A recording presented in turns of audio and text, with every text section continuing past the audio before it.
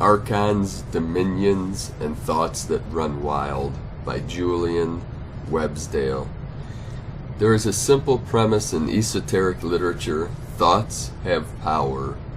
Even modern science accepts that behind the structure we know as the material world is a web of energy, and the interactions between different types of energy create the semblance of solidity we call matter. Thought, then, as a form of energy, has the same power.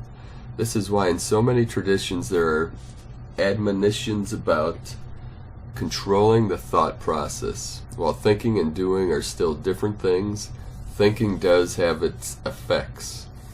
Clairvoyants of many persuasions have seen and documented the shapes and forms produced by various types of thought. Witness the work of Charles Ledbetter. While many of these forms are fleeting, when empowered by the emotions and by memory, they become more than just thoughts, they become thought forms. These thought forms exist beyond simply when they are thought. They take on an independent existence within the mind of the thinker. They then influence memory and condition our perceptions of everyday life. We may want to see these thought forms as only existing within the psyche of the neurotic or unstable, and yet all of us have our lives conditioned by the thought forms we have created in the past. For most people, they never see the present unfiltered.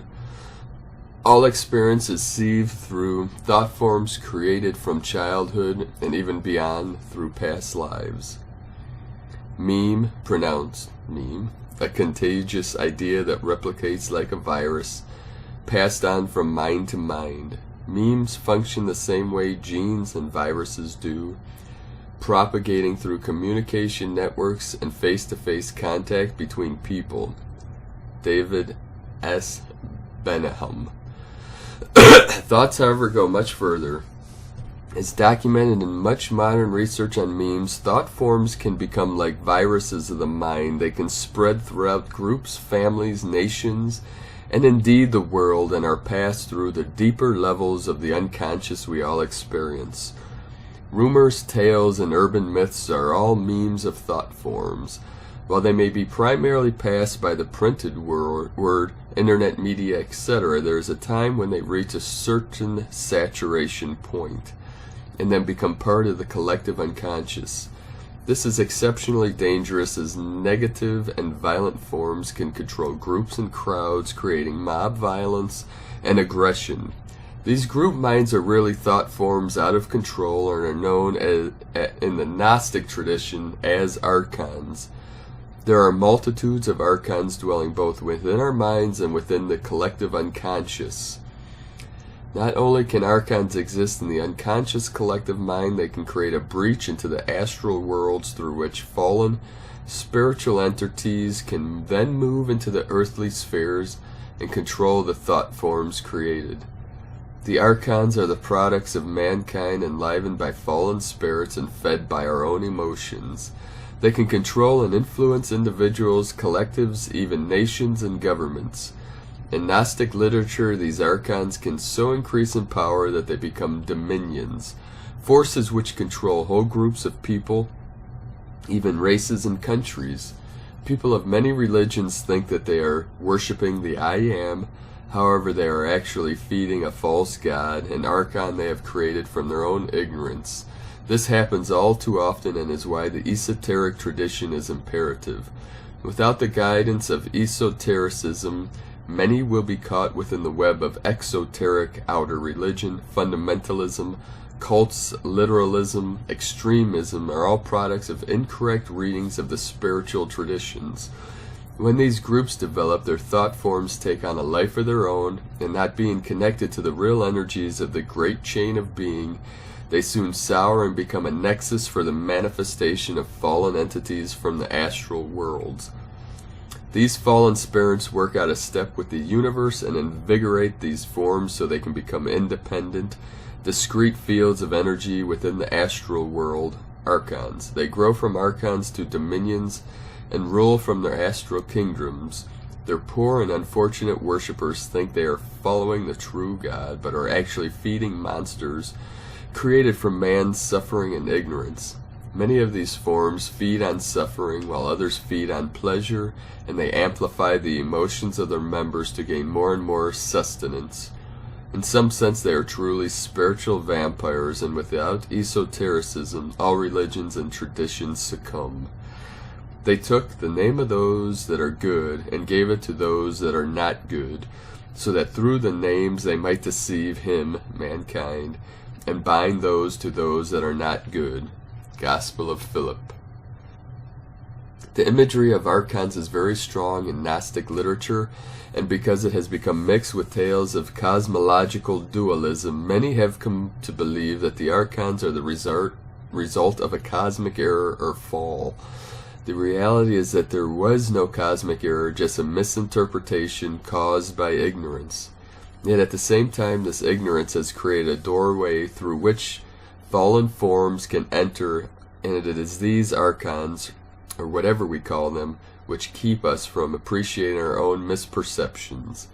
Indeed, it is through our own permission that they enter the earth sphere. This is the idea which gave birth to the fall of man tradition. Since man in his ignorance created fallen thought forms and allowed fallen entities to enter into the earth stream, then ultimately man is responsible for the present condition of his planet, his culture, and his soul. The issue of the Archons is complex, for there is an interaction between our own thought forms and real fallen astral entities.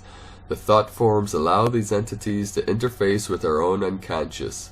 They can change form according to the language of our culture through which they communicate, and being a mixture of our own thought forms and fallen spirits, can mimic our own hidden desires and needs.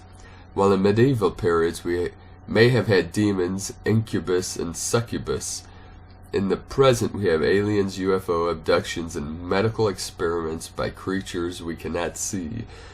In the modern mode, these Archons were sometimes called ultra-terrestrials. However, we must realize that these forms are spiritual in origin. Although there are many other races within our universe, it does seem that a percentage of UFO sightings and experiences reflect our own fears, terrors, needs, and desires, and hence an archonic origin. The world is the work of a lowly powers which, though they may immediately be descended from him, do not know the true God and obstruct the knowledge of him in the cosmos over which they rule. The genesis of these lower powers, the Archons, and in general that of all the orders of being outside God, including the world itself, is the main theme of Gnostic speculation. The universe, the domain of the Archons, is like a vast prison whose innermost dungeon is the earth, the scene of man's life. Around and above it, the cosmic spheres are arranged like concentric enclosing shells. Most frequently, there are 7 spheres of the planet surrounded by the 8th and of the fixed stars. The religious significance of this cosmic architecture lies in the idea that everything which intervenes between here and the beyond serves to separate from God, not merely by spatial distance, by active demonic force. Thus the vastness and multiplicity of the cosmic system express the degree to which man is removed from God. The Archons collectively rule over the world, and each individually in his sphere is a warder of the cosmic prison. Their tyrannical world rule is called Hyamarmene, universal fate. The universal fate aims at the enslavement of man. As guardians of his sphere, each Archon bars the passage to the souls that seek to ascend after death in order to prevent their escape from the world and their return to God. The Gnostic religion, Hans Jonas. So when we read a description of Gnosticism such as that found in the classic text, The Gnostic Religion by Hans Jonas, we must appreciate that the seeming cosmic dualism is actually a dualism between the real and the unreal, between the light of the higher worlds and the forces which have been created through ignorance. They are like monsters from the id. They seem real enough, and since the physical world is shaped and formed by our perceptions, they are for all inherent and purposes real. The only way for us to escape the Hyamarmene universal fate is to realize that we have created the prison bars ourselves. What a tragic world this is, he reflected. Those down here are prisoners, and the ultimate tragedy is that they don't know it. They think they are free because they never have been free, and do not understand what it means. This is a prison, and few men have guessed. But I know, he said to himself, because that is why I am here, to burn the walls, to tear down the metal gates, to break each chain. Thou shalt not muzzle the ox as he treadeth on the corn. He thought, remembering the Torah, the divine invasion, Philip K. Dick. For we contend not against the flesh and blood, but against principalities, against the powers, against the world rulers of this present darkness. Ephesians. While the Archons and the Demiurge are creations of man's ignorance, they are used by the fallen spirits as a source of power. This is one of the major problems with the Archons we create. They attract forms and spirits which are themselves in ignorance and hence follow them. The reference, the Institute for Gnostic Studies, the Gnostic Hand book. The source, Julian Websdale, via Nexus Illuminati. So, I'd made a previous video which showed that these galactic waves that have hit the Earth have basically destroyed the Archons. Destroy means to eliminate the influence of the archonic influence over man's thoughts and man's actions. They no longer have power over you.